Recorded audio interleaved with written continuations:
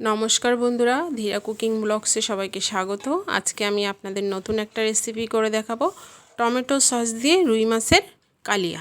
চলুন তাহলে রেসিপিটা শুরু করি। রেসিপিটা কিভাবে করছি তার জন্য কিন্তু আপনাদের পুরো ভিডিওটা দেখতে হবে আর আমার সঙ্গে থাকতে হবে। চলুন তাহলে বন্ধুরা আমরা রেসিপিটা শুরু করি। প্রথমে আমি রুই মাছটাকে কেটে ধুয়ে পরিষ্কার করে নিয়েছি। একে নুন হলুদ মাখিয়ে ভাজা করব। নুন হলুদ মাখানোটা আর আপনাদের দেখালাম না। পরিমাণ মতো নুন হলুদ মাখিয়ে মাছটাকে আমি হালকা লালচে করে ভাজা করে নেব। আর আমি এটা সাদা তেলে রান্না করব, আপনারা কিন্তু সরিষার তেলেও রান্না করতে পারেন। দিয়ে দিলাম পরিমাণ মতো রিফাইন অয়েল। এবার মাছটাকে নুন হলুদ মাখিয়ে আমি হালকা লালচে করে ভাজা করে নেব।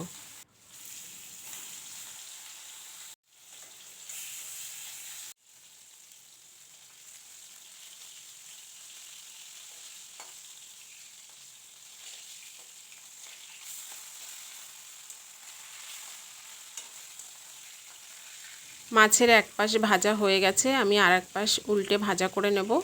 আর একটু লালচে করে ভাজা করতে হবে। মাছের কালিয়া রান্না করতে গেলে কিন্তু রুই মাছ বা কাতলা মাছ যে মাছই হোক না কেন একটু মাছ লালচে করে ভাজা করতে হবে।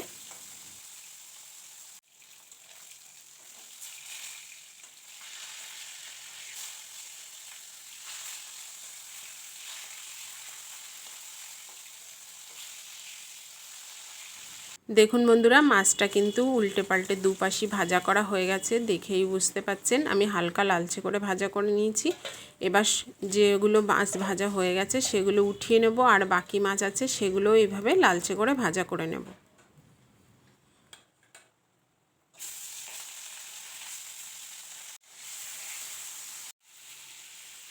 মাছ ভাজা করে উঠিয়ে নিয়েছি, আপনাদের আর দেখালাম না। মাছ ভাজার যে তেল আছে ওই তেলেই আমি রান্না করব, এক্সট্রা কোনো তেল আমি ইউজ করিনি।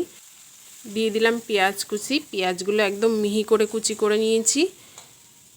পেঁয়াজটা হালকা ভাজা হয়ে গেলে আমি এর ভেতরে দিয়ে দেবো মাঝারি সাইজের একটা টমেটো কুচি। খুব বড় টমেটো কিন্তু আমি দিইনি, তাহলে টকটক লাগবে, এই জন্য মাঝারি সাইজের একটা টমেটো দিয়েছি। আপনারা কিন্তু টমেটোর বীজগুলো ফেলে দিতে পারেন, আমি টমেটোর বীজটা ফেলিনি।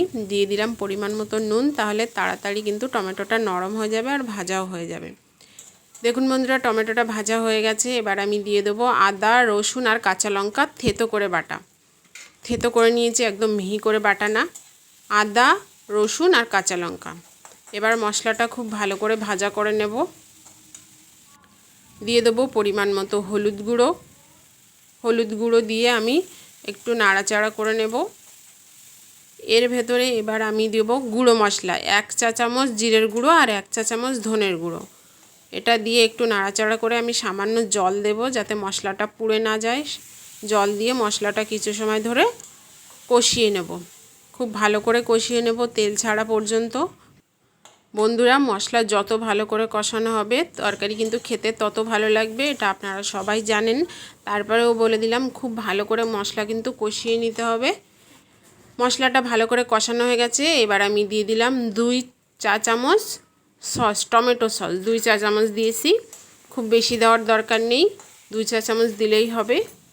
আমি যে কটা মাছ রান্না করছি, যে ক পিস, তাতে 2 চা চামচ দিলেই হবে। মাছের পরিমাণ কম বেশি হলে সসের পরিমাণও কিন্তু কম বেশি হবে। এবার পরিমাণ মতো জল দিয়ে তরকারির ঝোলটাকে খুব ভালো করে ফুটিয়ে নেব।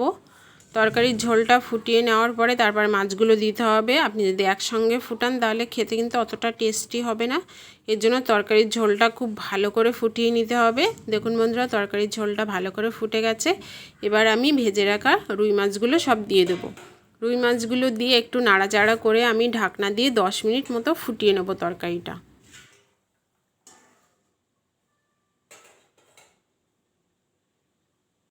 10 মিনিট পর ঢাকনাটা খুলে আপনাদের দেখিয়ে দিই তরকারির কী অবস্থা। দেখুন বন্ধুরা, রুই মাছের এই তরকারি কিন্তু প্রায় হয়ে এসেছে। আর আমি একটু ঝোল ঝোল নামাবো, কারণ নামানোর পরে কিন্তু তরকারির ঝোলটা অনেকটাই আস্তে আস্তে কমে যাবে, কারণ মাছে ওই ঝোলটা খুব ভালো করে টেনে নেবে। এই জন্য তরকারি একটু ঝোল ঝোল নামাবো। আরও কিছুটা সময় একটু ফুটিয়ে নেব, তারপরে নামাবো।